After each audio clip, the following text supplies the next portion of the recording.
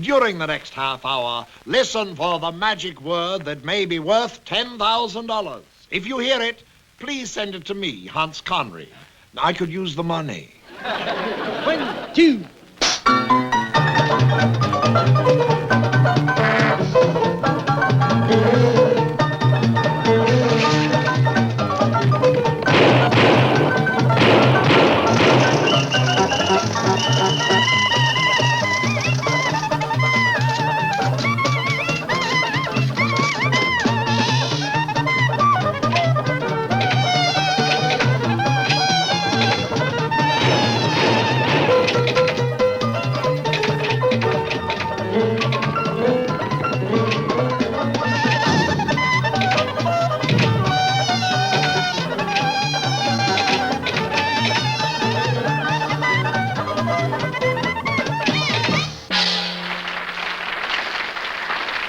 Good evening, ladies and gentlemen. I'm your host, Hans Conried, Baltimore's answer to Richard Burton. Well, here we are again, right on time as always. You know, it never ceases to amaze me how the television medium is able to maintain its split-second timing so that every program goes on and off the air at exactly the right moment. Of course, as you might expect, the answer lies in the fantastic complex of technical equipment available to us. It's only by using these miraculous new inventions that any television program, including ours, can be timed so accurately. So when I say, here we go with another half hour of fractured flickers, you know it's going to be a half hour exact.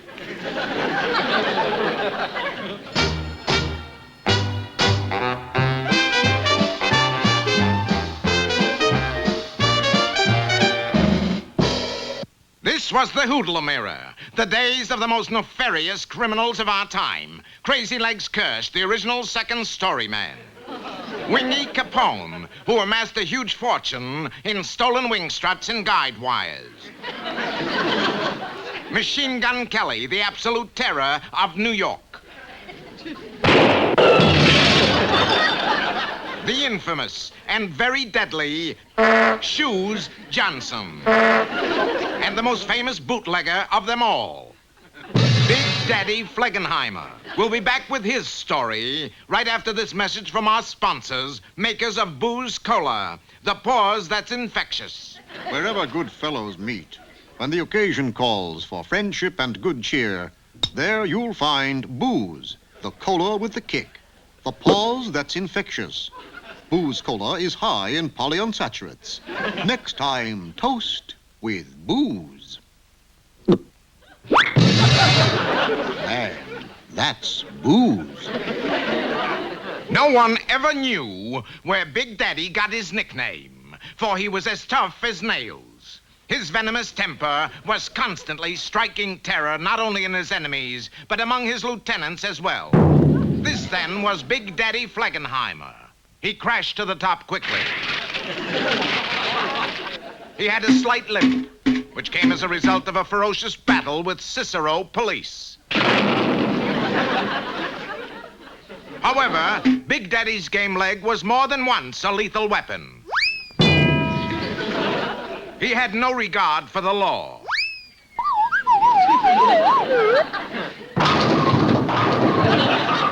When a delivery had to be made,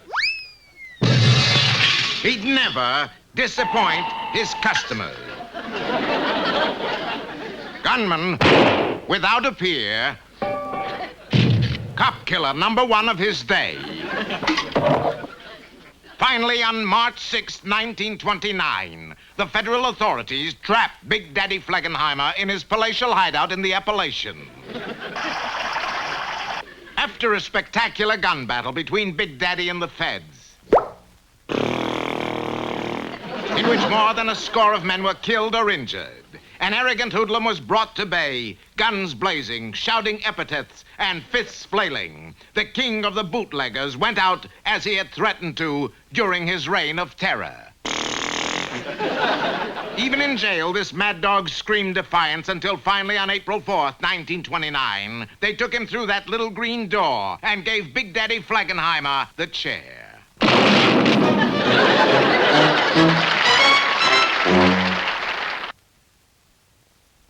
Well, here's a communication from the National Guild of Master Tailors. Dear Mr. Conrad, etc., etc.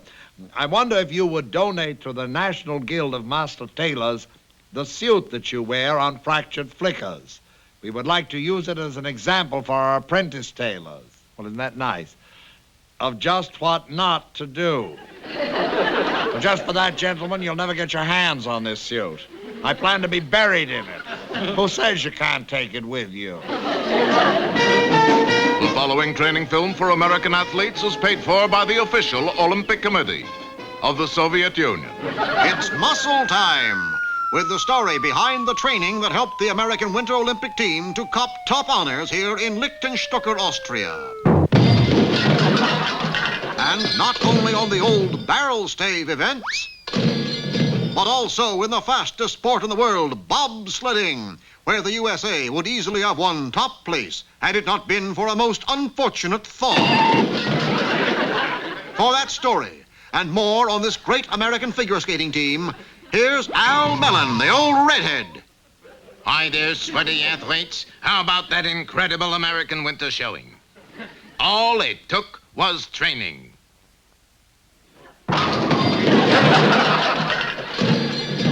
And man, that training is a drag. Just ask Olympic marksmanship coach Walter Funston, who's been shot 27 times this season. Yes, training not only teaches athletes the dangers of smoking, it also points up the importance of solid food. Real solid. Training means really getting in there and seeing what's behind those books on nutrition and exercise. That's what's made the American athlete the strongest, healthiest, soundest man in the entire world today. That's what's made him the man most admired by women. And why not? For the athlete here in the United States knows that with proper training, he will never be left behind. No sirree.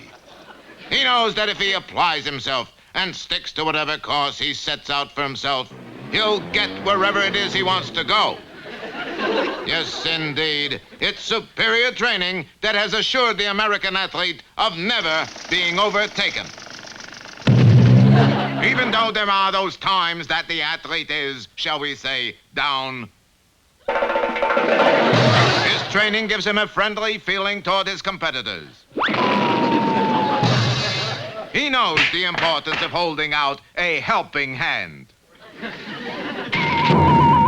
For when his opponent extends his hand in a gesture of friendship, and most of them do, the American boy knows that he must bind it firmly with his own, in that historic spirit of friendly but competitive Olympic struggle. So, athletes, if you receive a letter of invitation from the Olympic Committee, remember, the important word is train. Train. Train. Train. Or if you run hard with your fellow countrymen, when it's time for you to leave together for the great Summer Olympic Games, take it from the old redhead. You'll have it in the bag. You'll be right there with your teammates.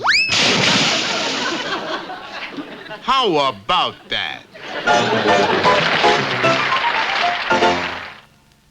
Mrs. L.M. writes to ask, from your many years in the theater, who would you say is the most modest, unassuming actor in Hollywood? Well, that's an easy one. I am. When it comes to humility, I'm tops.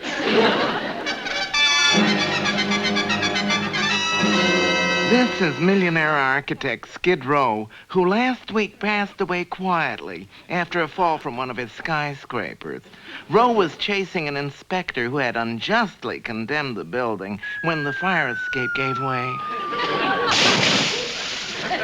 The funeral was held an hour later with 14 nations in attendance, not to mention the military, which gave him a 12-gun salute. And consequently made a bigger funeral out of it. Fortunately, there were no heirs, and fractured flickers got their hands on all the old man's belongings. Our entire staff wasted no time in transporting these valuables to the fractured flickers warehouse on Skid Row. Among the items was a bottle of greasy kid stuff, a beehive, an original imitation, some hanky-panky,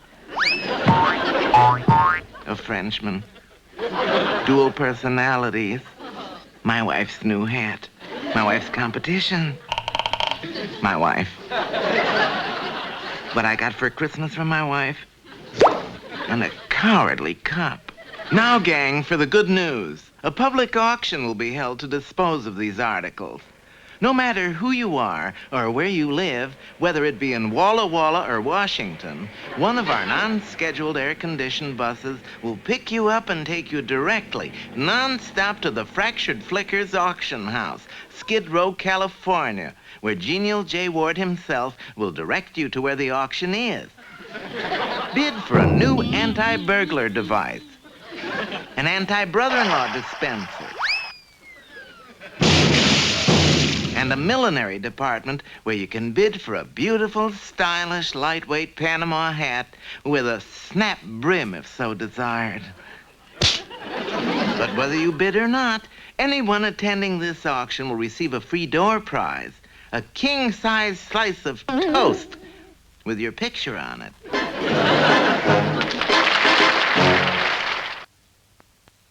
We had scheduled a guest for this part of the show, but as you see by the empty chair beside me, there seems to have been an apparent mix-up as to the time. Fret not, however, because it does afford me the opportunity to do a famous scene from Macbeth, which many of you have been kind enough to request. Well, it seems we do have a guest, an unscheduled guest, but a guest nonetheless. I beg your pardon, sir, but, sir, aren't you Bob Newhart? Yes, that's right.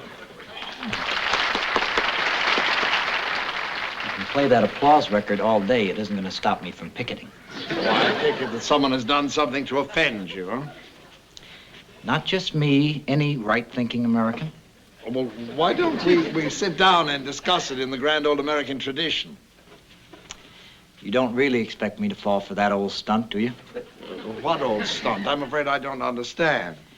Pickets are required by law to walk. If I should stop walking for more than a minute, you could have me arrested for loitering. Well, what is it you'd like us to do? Take this program off the air. If I were to grant immunity from arrest for loitering, do you think we could sit down? Well, normally we try to get it in writing, but since there are witnesses. What is it that us little old film cutters have done? Mr. Conrad, I didn't say anything when one of your writers stole my material for a fractured flicker. That's decent of you. I didn't say anything when one of your actors stole my voice to narrate it. You begin attacking helpless people. Helpless people? Whom? The actors. The great actors and comedians who made the wonderful pictures that you people chop up. Don't you realize that you're making money from the talents of people who aren't even alive anymore? What's wrong with that? Republic Pictures has done it for years. Well, then, if that's your attitude, you leave me no choice. I'm just going to have to continue picketing until you contribute to Vocal. Vocal? VOOCL. It's my own group. VOOCL. Yes, it stands for Victims of Outdated Copyright Law. We're trying to get money for actors, whether they're dead or alive. I see. Now, you said you were going to keep on picketing us. I haven't seen you walking outside our studio, have I? Every time the program comes on, I walk back and forth in front of my TV set carrying this sign. It's not very effective picketing, is it? Well, I've had a pretty full schedule. I notice that you don't indicate to whom we are unfair. Oh, that's a replaceable section. Oh. On a night you're unfair to Elmo Lincoln, I use this sign. Then who is it tonight? Tonight, Vocal demands that you pay my fee for appearing on your program to one of the great comedians, who fortunately is still with us, Mr. Stan Laurel, whose likeness and voice you've used repeatedly without payment. How much is my fee tonight? Well, of course, you're not really a guest, Bob. You're just a picket. We pay you nothing. Nothing. But we do want to thank you for plugging our show. Plugging the show. Well, you said you watch it every week. Well, just to pick it. Yes, but it all looks the same on the ratings, Bob. And, of course, we reserve the right to make this interview into a fractured flicker at a later date. How much later? About 24 hours after you pass away, Bob. In that case, I'll just have to revise my picketing plan. You're going to stop? No, I'm just going to change the name for tonight. We interrupt this program to bring you a report of staggering impact. All across the country, wherever good friends get together, the topic of conversation invariably turns to one moot point. One burning question crosses the mind. Whoa!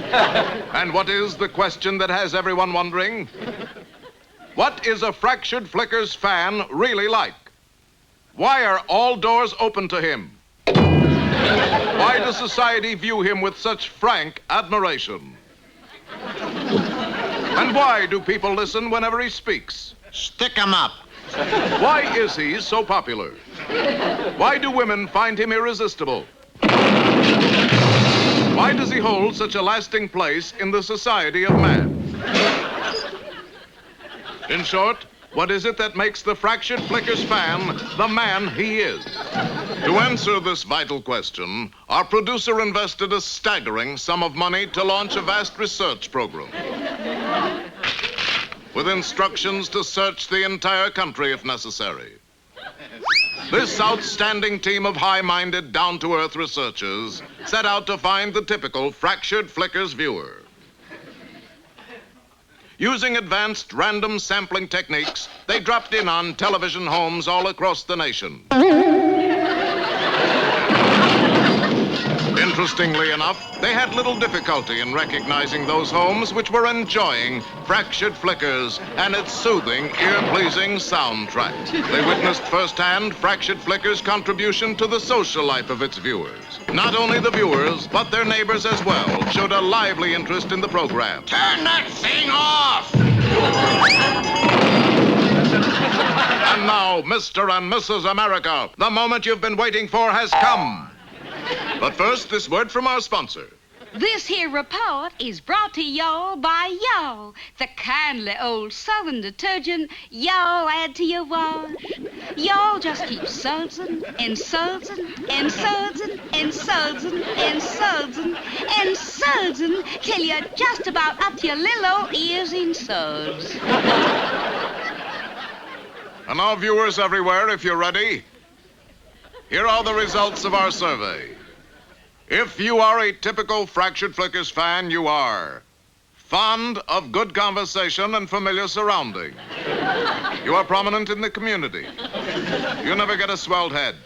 Never put the bite on strangers or friends. You're poised. Cool-headed. Broad-minded. You have a dry sense of humor. You avoid cheap dives.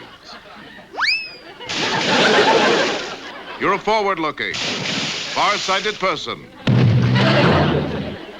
You're influential,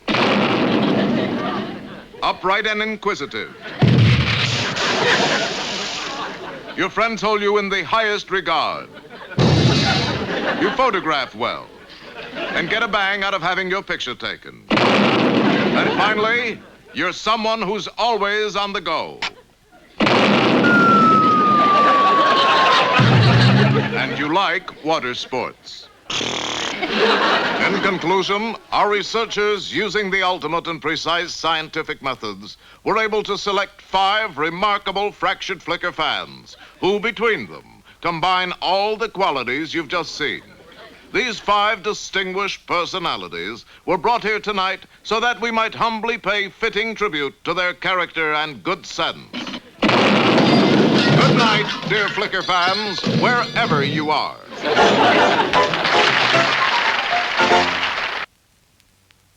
I've just been looking over some of the scripts for future episodes of Fractured Flickers. Yes, we really do write scripts for our show. It's so hard for Elmo Lincoln to make up his own dialogue as he goes along, him being dead and all. And I must say they're pretty hilarious. That's ridiculous, you know. That is really unbelievable. Oh. My mistake, ladies and gentlemen. These are scripts of the commercials. Believe it or don't. 3 incredible stories that never should have happened. Tonight, the bullet that took 50 years to find its mark. The man who pulled himself together. And the suitcase that refused to blow up.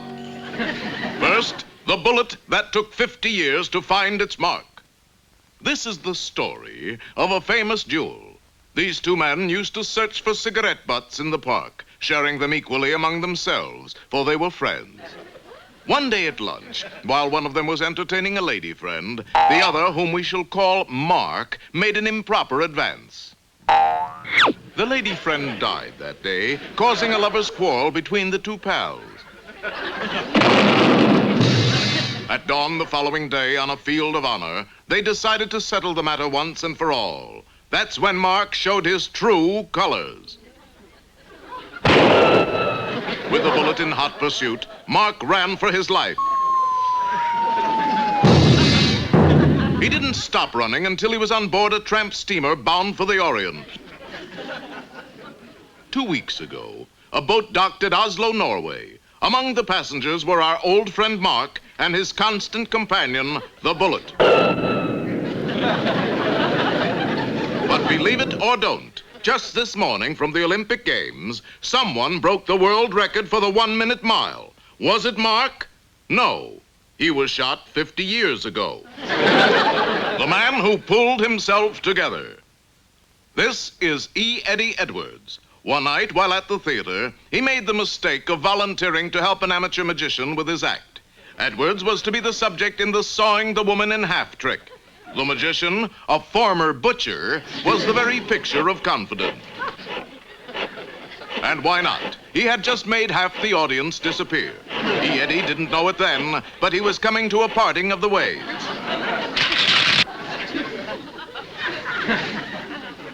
The trick only half worked. A team of doctors put him together, released him with the other patients, and instructed him to go sit in the park. It was then that E. Eddie realized that he had the bend. Fortunately, a rich nurse took pity on his condition. She put him in an ambulance, took him to a ranch in Arizona. And today, believe it or don't, E. Eddie Edwards is as normal as blueberry pie. The suitcase that refused to blow up.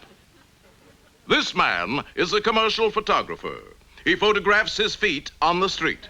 But he lost in this venture and soon discovered that there was no money in defeat. One day, he decided to photograph a suitcase. Unbeknownst to him, within this suitcase nestled a bomb that could go off any second. He chased that suitcase to the nearest airport and proceeded to follow it around the world. To Africa. To the North Pole. To fire. And to chicken fights. In 1929, he followed that deadly suitcase into a Chicago speakeasy. But believe it or don't, the suitcase never got him. Prohibition did.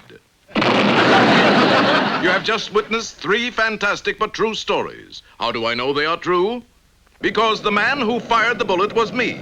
The man who was sawed in half was my half-brother. And the suitcase at this very moment is in the studio at my side, and it will never go off. Believe it or don't.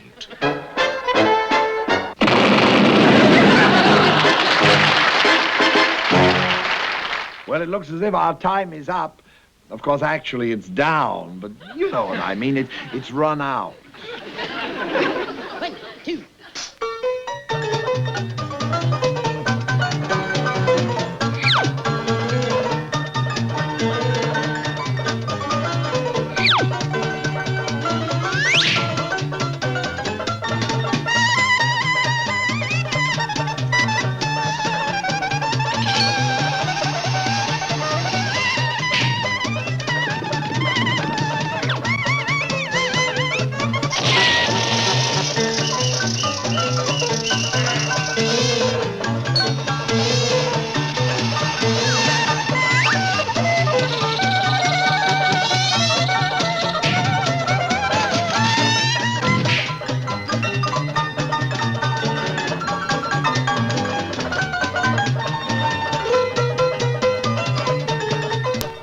This is Hans Conried bidding you good night for fractured flickers and leaving you with this thought. If you smile, smile, smile all the livelong day, your face will get very, very tired.